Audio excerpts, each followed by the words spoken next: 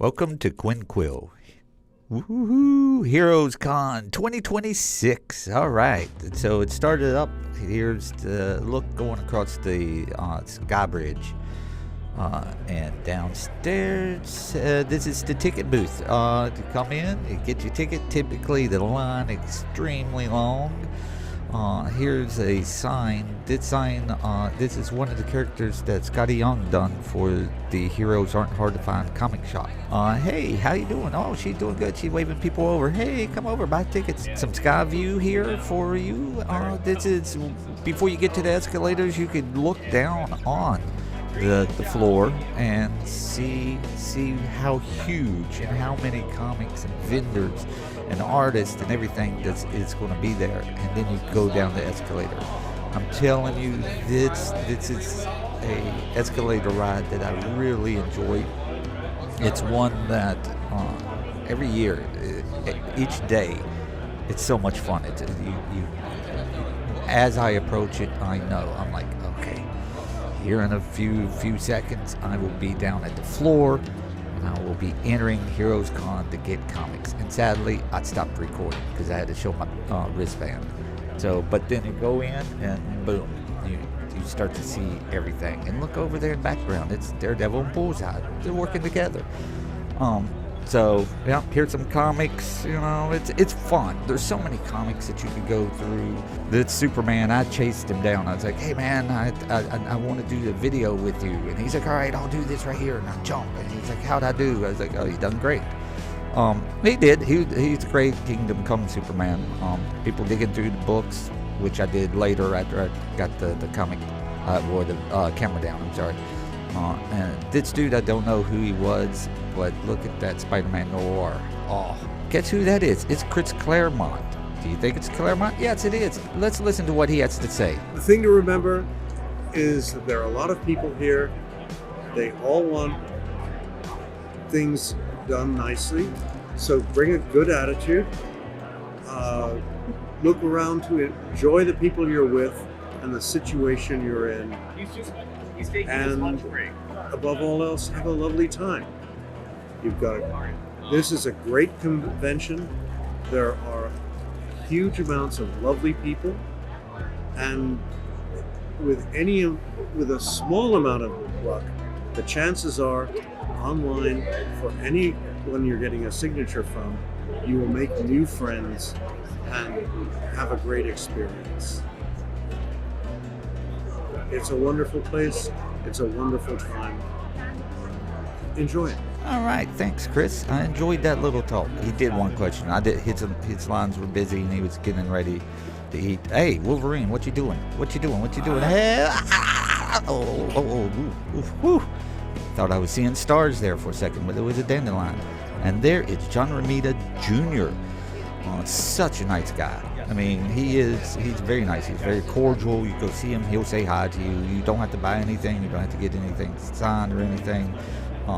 That Steve Epting there with the gray beard, and beside him it's Mark Bagley. And here is Brian Stelfreeze. I asked him a few questions too, so I'm gonna let him answer them. As a kid, I was a huge comic book fan.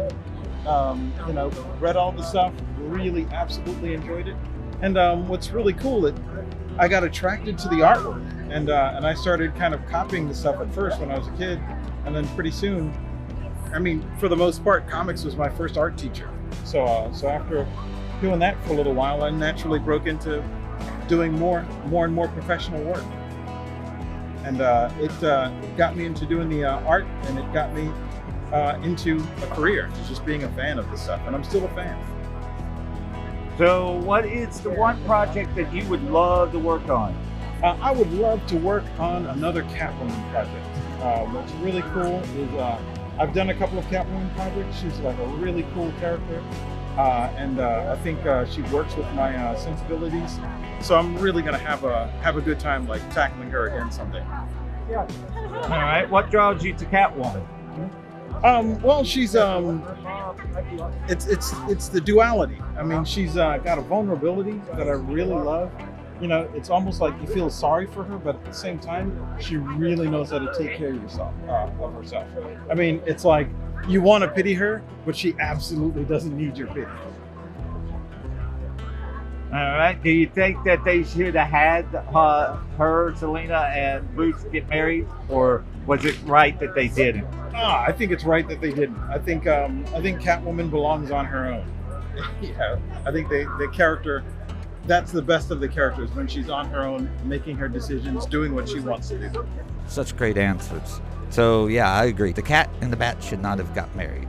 Oh, whose line is this? Oh, whose it is? It's Scott Snyder, of course. The line was so long. He's a great guy. I went up to see him, like, hey dude, do you mind if I come behind you and film? And he said, Nixon 5. oh, okay. So I guess he's a Knicks fan. So that was, yeah, he let him and his people let me come back there. They were very nice, very cordial. I just stood around. I just did what you see. I kind of hovered behind him. Hey lady, how you doing? Yeah, you were very nice to wave at me. I appreciated that. Man, I need to get one of those fans. If you don't know, yeah, I screwed up one of mine. I thought that foil cover was dry. It was not dry when it got signed, and yes, it was one of my absolute Batmans. So Scotty Young, same thing. I went up to him. It's like, hey dude, I want to get your permission before I film. Can I get it? Can I shoot from kind of over your shoulder? He's like, yeah. So it's like, all right, I'll do it. But as you could see, the dude had so many to sign. I was like, all right, I'm not going to hover. So I left and went to Rebel Base, which is one of my comic shops, and they're great people. If you're in the Charlotte area, there's Mike. He's the manager. I didn't shoot Troy, the owner. He wasn't around. Oh, and look, there's Walt Simonson and Louise Simonson, his very nice wife. They're both such great, gentle people. They're great. And I love their work. And she had this to say. Oh, I love this city. This is such a fun convention. The fans are lovely. They bring lots of comics to sign, which is also, it's kind of nice to see who's reading your books. And all of our friends are at this convention. It's a really, really great convention. So I really ought to be here every year just because it's so great. So you've been in the comic industry for a little bit. Oh, a million years. And it being that you started when the female in comic industry, the female employees, the female workers, the artists, creators, wasn't a big thing. So now that it's more open, what do you have to say to the females today? Like, how can they get in? What's a good tip for them? These days, you've just got to be good at what you do, which means it's a lot of, doing comics is a lot of work. It's hand done. Even if you use a computer, you're still, drawing with your hand, and it's hand-eye coordination. It's making up stories. What you've got to do is work really hard. It's not easy. It looks easy because, you pick up a book and it's all there, but the creation of a comic is pretty labor intensive. You've got to be willing to work. But it's very rewarding if you actually manage to accomplish it. Yeah, all right. And one last question. Your creative process, like if you have a block, how do you get out of a block? Oh, I don't know, wander around and think, I guess. You can ask yourself questions. You can think maybe you're approaching your story wrong, and you begin to try to think of what your problem is from a different angle, and that helps sometimes. Sometimes you just need to go out and breathe the fresh air and go look at nature or something, and eventually an idea will come to you. Hey, thank you, Louise Simonson. You're such a great person. I appreciated that. And up next is the Buffy artist, Mr. Genty. Take it away. I always thought, and somebody said this once, that style is the mistakes that you make trying to get it perfect. And I tend to believe something like that. So any real artist, I think when you start out, you always start out imitating somebody. So you technically don't have a style. And as you get further along and you get more comfortable with what you do, I think that shorthand of what you're doing, trying to make it look like that person you admire or trying to make it look like that photograph, your style tends to evolve from the imperfections that result when you're doing something like that. So to me, a style has always been somebody like writing, your shorthand. When you see somebody writing, you can almost tell who they are from what they're writing. All right, which one's easier for you to do? Well, simple styles obviously are usually pretty good because you get a dead line weight and there's not a whole lot of detail normally. Realism is always tough. When I was doing Buffy, they were based on actual actors, so I had to get it not necessarily photorealistic, but as close to likenesses as I could. And in doing so, I did Buffy for off and on for 10 years. I got really good towards the end. It was the beginning where I was struggling with these characters. I was always telling people, the Buffy comic book took me 30% longer to draw because the likenesses were that much more intensive. All right. Do you have any tips for like up and coming artists or anybody that wants to get into business? These days, man, I wouldn't even know what it's like. I got in so long ago, you couldn't even get in that way anymore. I would say that basically the whole thing about comics and any periodical was the cost of publishing. And the funny thing about things now is that publishing is actually very cheap. So you don't necessarily need a company to publish your idea, your concept, whatever it is. So I always tell people, unless you have a burning desire to draw Spider-Man or Superman or whomever, then sure, go through the struggle of trying to break into Marvel or DC or any of those companies. But if it's just you wanting to express what you do and wanting to tell stories and just put it out there in the world, I would say self-publish because it's not that expensive to do it. All right, one last one. You have been in this for a while. Take it away across the just pencil and paper to computers to now AI is getting involved. What is your thoughts on that? Well, I'm so old now, I probably will retire never touching AI. I understand the concept of AI because it infiltrated the music business as well. But as a politically correct individual, I'm against using AI when you can have the actual person do it. I do understand that AI will be part of the art industry, if not now, then certainly 10 years from now. I personally like to see somebody's work. I like to see them do it and not seeing a computer-generated image of it, basically because of what we talked about in terms of style. That style comes through when you draw over and over and over. And it's, again, those mistakes that you make that, of course, AI is striving to be perfect. You won't see those mistakes, i.e. style, in something that AI is doing. So I totally appreciate when somebody can just draw how they draw and not try to make it seem like a photographic reference.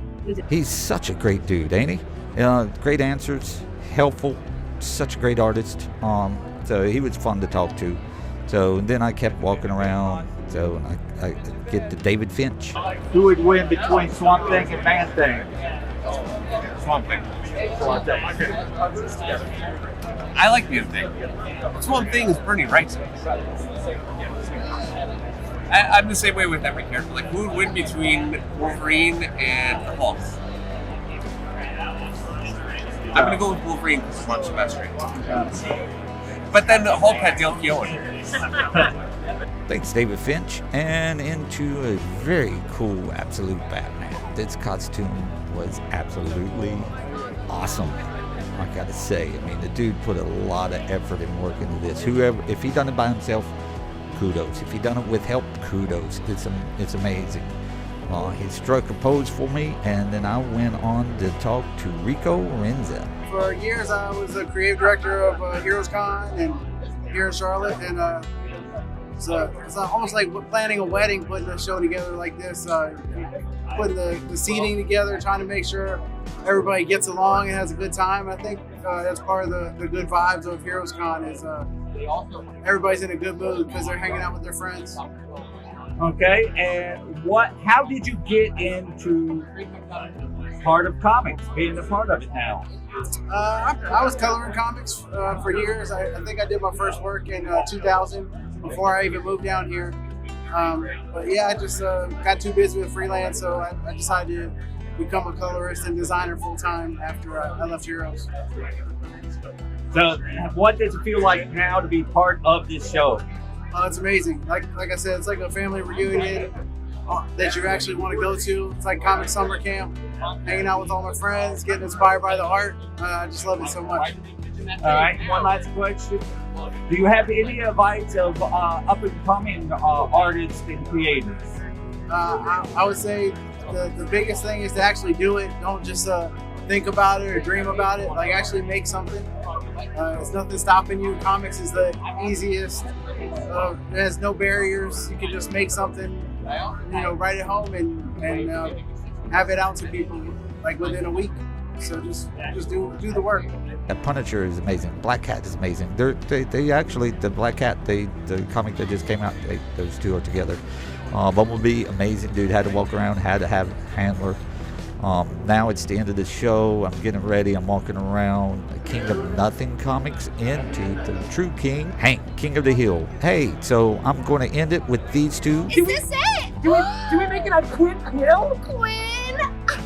Quill. Go check them out for the best reviews on all your nerd culture goodies. And they say that I have a bottomless reference of pop culture knowledge. He's competing. That's it. See you next year.